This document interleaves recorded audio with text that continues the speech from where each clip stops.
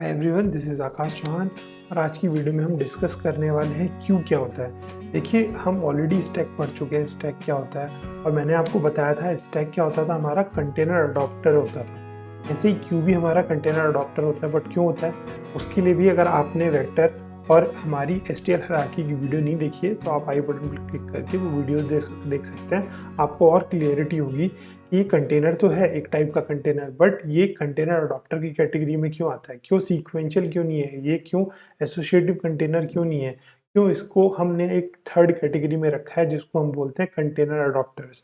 तो वो अब आप जाके वहाँ से क्लैरिटी ले सकते हैं।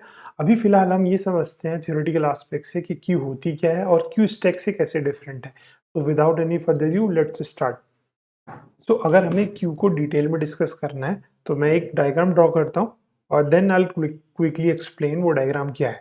सो let me draw that diagram.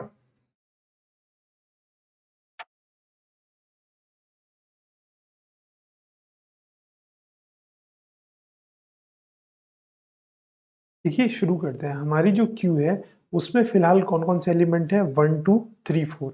और मुझे पता है जो क्यू होती है वो कौन सा पैटर्न फॉलो करती है, फर्स्ट इन फर्स्ट आउट। मतलब जो सबसे पहले एलिमेंट आया है अगर आप डिलीट करने जाओगे या एक्सेस करने जाओगे तो सबसे पहले कौन सा एलिमेंट आएगा, जो हमने सबसे पहले इंसर्ट किया होगा। तो हमारे केस में हमने 1 सबसे पहले इंसर्ट किया है। तो अगर देखिए, इसमें एक फंक्शन होता है। लेट्स से हमारी जो क्यू है उसका एग्जाम्पल, लेट्स से जो हमारी क्यू है उसको ऑब्जेक्ट मान लेते हैं, ओबीजी के नाम से ऑब्जेक्ट बनाया हमने और उसके अंदर एक पुश फंक्शन होता है।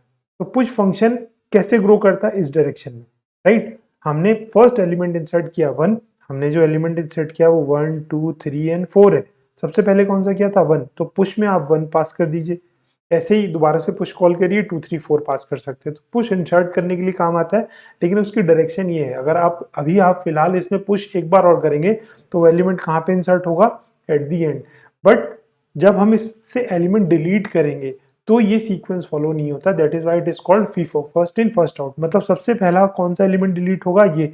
इसका मतलब जैसे हम स्टैक में करते थे ना, ऑब्जेक्ट डॉट पॉप, अगर वो हमें क्यू में करना है तो टेक्निकली लास्ट एलिमेंट नहीं जाएगा क्योंकि वहां पे लास्ट इन फर्स्ट आउट होता था। यहाँ पे कौन सा एलिमेंट डिलीट होगा हमारी क्यू से, ये वाला एलिमेंट डिलीट होगा। तो I hope this is clear. तो अगर हमने एक बार कॉल किया ऑब्जेक्ट डॉट पॉप तो हमारा 1 जो है क्यू से चला जाएगा। अभी फिलहाल हमारी क्यू में क्या रह जाएगा, 2 3 4।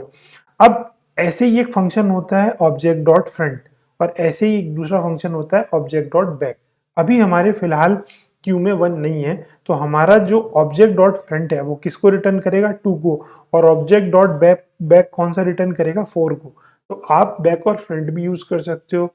लेकिन अगर आपको लेट से क्यू को प्रिंट करना है तो अगर आप फ्रंट एंड टॉप को कंबाइन करोगे तो आप एक एक एलिमेंट एक्सेस करते जाओगे और एक एक एलिमेंट डिलीट करते जाओगे, और ये जो ऑर्डर है, फीफो ऑर्डर, ये भी आप फॉलो कर पाओगे। तो यही सारी फंक्शनैलिटी या और क्या क्या फंक्शनैलिटी हैं जो हम क्यू के ऊपर लगा सकते हैं, वो कोड के थ्रू समझते हैं। So without any further due let's start.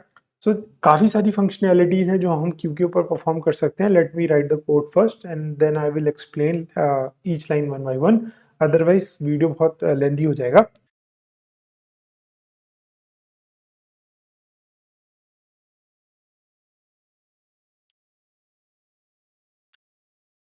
सो चलिए एक एक लाइन करके समझते हैं। क्यू को डिक्लेयर कैसे करते हैं, क्यू और फिर कोई भी डेटा टाइप जिसके आपने एलिमेंट स्टोर करने हैं क्यू में। और इससे भी पहले आपने क्यू को इंक्लूड करना रहेगा एज ए हेडर फाइल। अगर आपने इंसर्ट करना है क्यू के अंदर तो मैंने आपको बताया था क्या करना रहता है, पुश। और वो एक लेफ्ट टू राइट डायरेक्शन में ग्रो करता है। तो हमने सबसे पहले 1 इंसर्ट कराया, फिर 2, फिर 3 एंड फिर 4।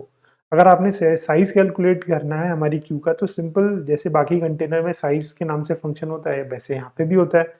मैंने आपसे बताया था अगर आपने क्यू के दोनों एंड को एक्सेस करना हो तो फ्रंट और बैक से एक्सेस कर सकते हैं। फ्रंट एक्चुअली फीफो फॉलो करता है, जहाँ से हम पॉप के साथ मिक्स करके उसको डिस्प्ले भी कर सकते हैं। तो फ्रंट एलिमेंट में एक्चुअली 1 रिटर्न होगा और बैक में 4 रिटर्न होगा, जो हमारा राइट मोस्ट होगा।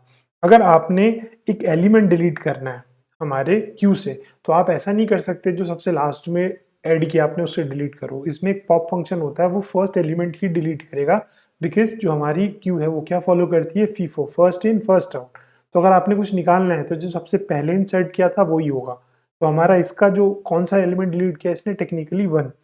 अगर हमें चेक करना है हमारा क्यू एम्प्टी है नहीं, तो सिंपल लाइक अदर कंटेनर्स हमारे पास एम्प्टी नाम का एक फंक्शन है, हम उसको कॉल कर सकते हैं और सिंपली चेक कर सकते हैं हमारा Q is not empty answer आएगा।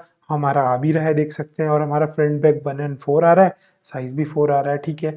अगर हमें क्योंकि हमने एक एलिमेंट डिलीट कर दिया फिलहाल, अगर हम इसका दोबारा से साइज़ कैलकुलेट करेंगे अब, तो हमारा क्या आंसर आना चाहिए 3, क्योंकि मैंने 1 को टेक्निकली डिलीट कर दिया। और देख भी लेंगे कि हमारा जो एक्चुअल में अभी डेटा है हमारे अंदर, हमारे क्यू के अंदर, वो फिलहाल क्या है, तो इसका आंसर आएगा 3।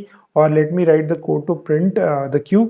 सिंपली अगेन जैसे हमने स्टैक में किया था वैसे ही करेंगे, हम वाइल में लिखेंगे, राइट, मतलब हमारी जो क्यू है वो एम्प्टी नहीं है। उस केस में क्या करूँ, हम सिंपली सी आउट करके फ्रंट एक्सेस कर सकते हैं obj डॉट फ्रंट, और ये क्या करेगा, हमारा जो सबसे पहला एलिमेंट है उसको दे देगा, और हमें एक्चुअल में यही चाहिए।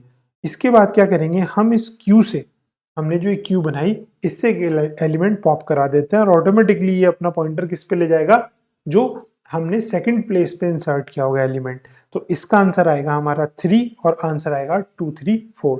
So let me run the code once again and we will see the final output. तो आंसर आ रहा है हमारा साइज इज नाउ 3, और एलिमेंट आ रहे हैं 2 3 4। जैसे मैंने आपको अपडेट करके दिखाया था, आप ये अपडेट भी कर सकते हो, object front equal to something, तो वो सारी चीज़ें भी कर सकते हो। तो that is all for this video. आने वाले वीडियोज़ में आप बाकी सारे कंटेनर्स भी देख सकते हैं। And thank you so much and have a good day.